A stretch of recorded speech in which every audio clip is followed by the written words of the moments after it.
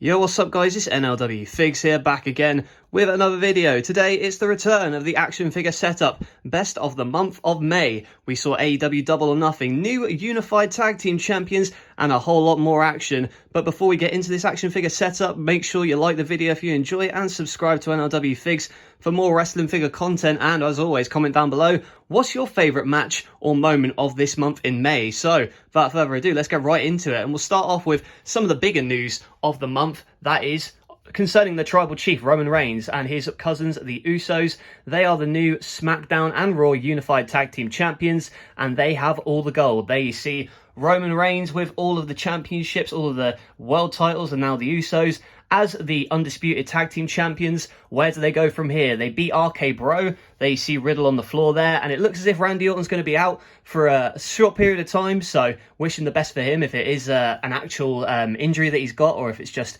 you know, for storyline, whatever. But it does seem like they are looking unstoppable as the Bloodline. And you know what? Who else is unstoppable? Well, that has to be the new AEW World Champion CM Punk there with his championship, and he is very proud of himself because he beat Hangman Adam Page at AEW's Double or Nothing to win that championship. And you can see that he is very happy to be champion. You know, he was kind of crying on the media call, and he seemed to be in quite an emotional state. You know, it's quite cool to see him back as the champion after so long. And someone who wanted to be champion was Seth Rollins. However, he had his moment tarnished at WrestleMania Backlash and WrestleMania by Cody Rhodes. So we saw a really cool match WrestleMania Backlash between these two. They knocked it out of the park, and now they've got a rematch set for Hell in a Cell after Seth Rollins whipped Cody in the back. And ever the good guy Cody Rhodes, he gave that belt to a fan who was sitting at ringside. So yeah, it should be an exciting match at Hell in a Cell. I don't know if Cody's going to bleed or not. He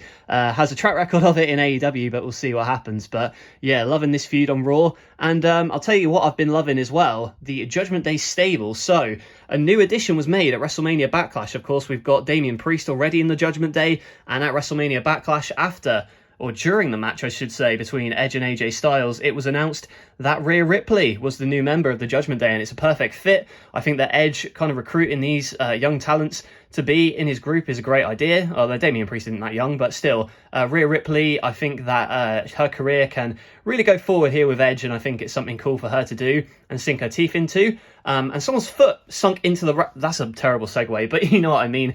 Here we see Bryan Danielson, who on an episode of Rampage, during a brawl with the Jericho Appreciation Society, actually got his leg trapped between the ring area and the rampway. So very awkward position for him. He did look like he was working it a little bit, and thankfully as well they managed to get him free, and he wasn't really that injured, so good for him. And also, I can't talk about Danielson without talking about the Anarchy at the Arena match, which was probably one of my favourite matches of all time.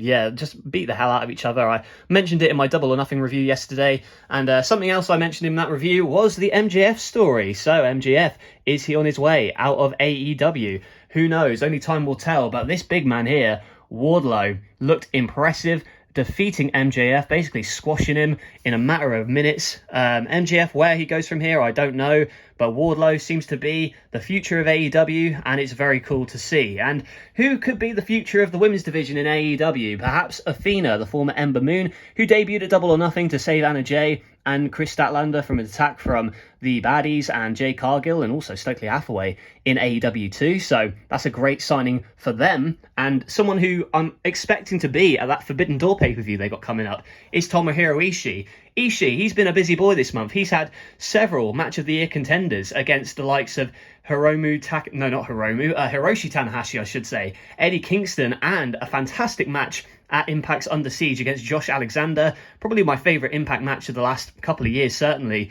Very hard-hitting stuff, and whoever he faces at Forbidden Door, they're going to have to be ready to bring it, because Ishii is the Stone Bitpool for a reason, and he will break you. And you know what?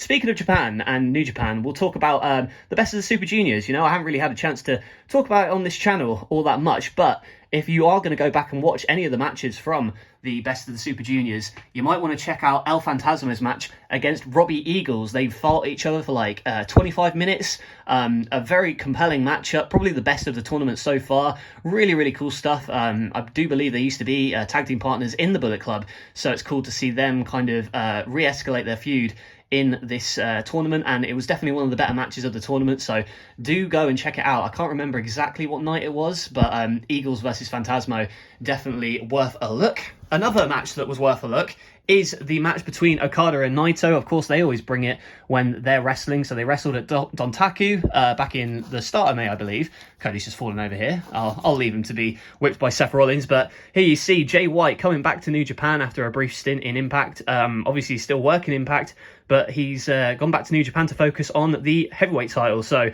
he attacked Okada, and it seemed to be the Bullet Club's night, because not only did Jay White return, but you also saw Ishii win the junior heavyweight title, and a couple of other people have success from the Bullet Club. They won the tag team titles too. So they see Carl Anderson as well. It seems to be like a full kind of Bullet Club invasion. It's somewhat of a rehash, but to be honest, I like this iteration of the Bullet Club. I think that Jay White is a great leader, and we'll see what he does, not only at Dominion for New Japan, but also at that Forbidden Door pay-per-view. And speaking of the Forbidden Door, who walked through it but Mia Yim, the former Reckoning in WWE. Again, Mia Yim, someone who has a really high ceiling in terms of her ability in the ring. So in Impact, I think she's going to do great things for their women's division. And the women's division in WWE has had a shake-up because we've got a new women's champion. It's Ronda Rousey, who beat Charlotte Flair at WrestleMania Backlash to win the SmackDown Women's Championship. A really good, solid I Quit match between the two, and now it looks like Ronda Rousey is paving the way to maybe put over some younger talent like Raquel Rodriguez we saw on SmackDown for a couple of weeks. So cool to see Ronda as champion. Charlotte Flair going to take a break from the business as she, I think she's just got married to Andrade actually. So, congratulations to them. And, we'll end this on one of the more controversial moments this month. It's the walkout of the women's tag team champions, Sasha Banks and Naomi. Allegedly, they showed up to Raw. We're not happy with the creative direction of the tag division and basically left. So, in my opinion, they have every right to walk out if they're not happy. It's completely up to them. I've seen some people trash them online, but again, they're not... I know that the whole company line was they've let all the fans down, but honestly, I think that it's the company that's let them down. They've really, genuinely, for me, been a highlight on Raw and SmackDown in the past couple of months in terms of their matches. I think they've elevated those tag team championships, and good on them. I hope that the situation gets resolved. Either they work something out with WWE or they can be free to go elsewhere. But yeah, I'm hoping for the best for the situation, because I think both women are extremely talented, and best of luck to them. And you know what? It's been a great month, but June is set up to be even more stacked because we've got Dominion from New Japan. We've also got a big Cyberfight festival with Pro Wrestling Noah, DDT and all that. We've also got Hell in a Cell, AEW's Forbidden Door with New Japan. The possibilities for what could happen in June are endless, as they were in May. But what did you think of the action this month? Let me know in those comments below. And what do you think of this action figure setup? Is there any particular moment that I might have missed? Let me know in those comments. Be sure to like the video if you enjoyed, and subscribe to NLW Figs for more wrestling figure content. That's it from me. Thank you for watching, and I will catch you guys later.